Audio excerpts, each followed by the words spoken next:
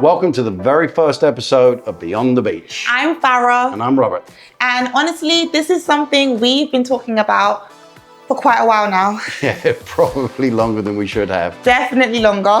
But one thing we kept noticing throughout real estate is that so many people are simply curious about the Turks and Caicos. But most people only see one side of it. Yeah, the beach and the photos. The resorts, the luxury villas, the water. Which, to be fair, is a pretty good introduction. I mean, yeah, it is. Yeah, without a doubt. But there's so much more behind the destination itself. And that's really where the idea for this series came from. Yeah, we wanted a space where we could properly talk about the islands, the market, and the lifestyle. The buying process, the different areas, and what ownership actually looks like here. And just give people a better understanding of the Turks and Caicos overall. Because if you're looking at real estate here, context matters. Yeah, you just can't really understand the market without understanding the islands first. So we thought for episode 1, let's start from the beginning. And I feel like the best place to start is probably the question people ask the most. Which is? Where actually is the Turks and Caicos Islands? Yeah, you'd be surprised how often we get asked that question. All the time. So people know the beaches, they've seen Grace Bay online, but they're not always fully sure where we actually are. So geographically, Turks and Caicos is southeast of Miami and just below the Bahamas. And honestly, accessibility is one of the biggest advantages that we have. Yeah, it really is. You can leave somewhere like New York or Miami in the morning and be here by the afternoon. Which people love because it still feels peaceful and remote. But not too difficult to get to. And I think another thing that surprises people is that Turks and Caicos isn't one big landmass. Not at all. It's actually a chain of islands and keys. The country is made up of 8 main islands and around 40 smaller keys. Yeah, most visitors know Providenciales or Provo because that's where most tourism and development happens. But then you've got Grand Turk, which is our nation's capital, along with North Caicos, Middle Caicos, South Caicos, Salt Key. And also you've got smaller islands like Parrot Key, Pine Key, Ambergris Key, and a bunch of smaller keys. And what's interesting is that each island feels completely different. Some are more developed and lifestyle driven, while others feel quieter and more untouched and nature focused. Which is also why real estate here isn't one size fits all. Yeah, different islands attract different buyers, right? Exactly. Yeah. And I think another thing people find that will find interesting is that Turks and Caicos is a British overseas territory. Yeah, which means English is the official language. We use the US dollar and the legal system is based on British common law. And from a real estate perspective, that familiarity matters more than people think. Especially for international buyers.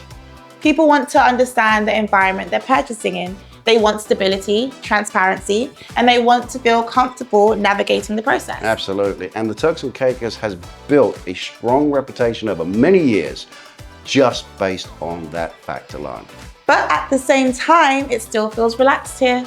That's actually one of the things people comment on the most when they visit the Turks and Caicos. Because yes, there's luxury here. But it doesn't feel overly commercial or overly developed. There's still a sense of calm to the islands. And I think that balance is a huge part of our appeal, right? It is. Now, obviously, when people think about Turks and Caicos, they think about the beaches first, right? As they should. I mean, fair enough, honestly.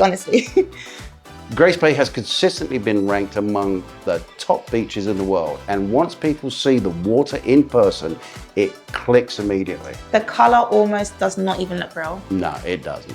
But beyond the beaches, Turks and Caicos has really evolved into a luxury lifestyle destination. Yeah, absolutely. Everything from villa living to boating to dining to wellness, you name it. Private aviation, branded residences, marina communities. Very outdoor, lifestyle driven.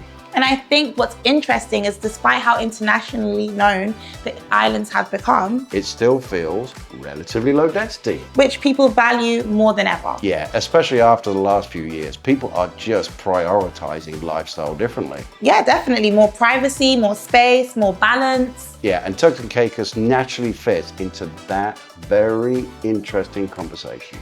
I also think that people are sometimes surprised by how strong the culture is here. Yeah, that's very true.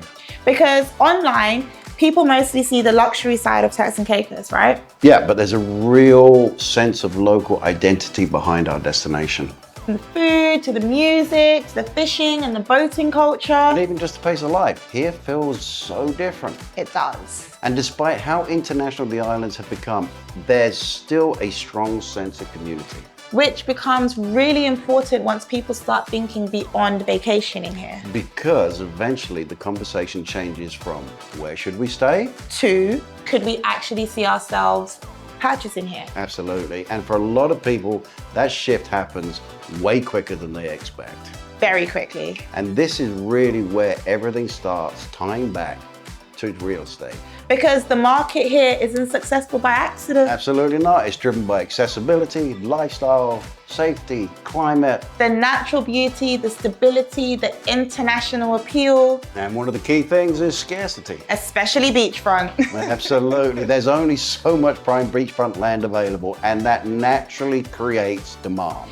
But what's also interesting is how varied the market is. Yeah, there really isn't one type of Turks and Caicos property. You've got beachfront condos, canal homes, private villas, branded residences. Absolutely. You've got boutique developments, marina properties, land parcels, and investment opportunities galore. And every buyer's goal tends to look a little different. Yeah, it does, which is why education is such a big part of what we have to do. And honestly, a big reason why we wanted to start this series. Absolutely. So that's our first episode of Beyond the Beach. Really just an introduction both to Turks and Caicos and to what this series is going to be about.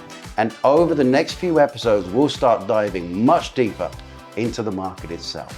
Different areas, different property types, the buying process. Investment conversation, market trends. And honestly, the things people want to know right before they purchase here. Because there's a lot more to Turks and Caicos real estate than just beautiful pictures that you find online.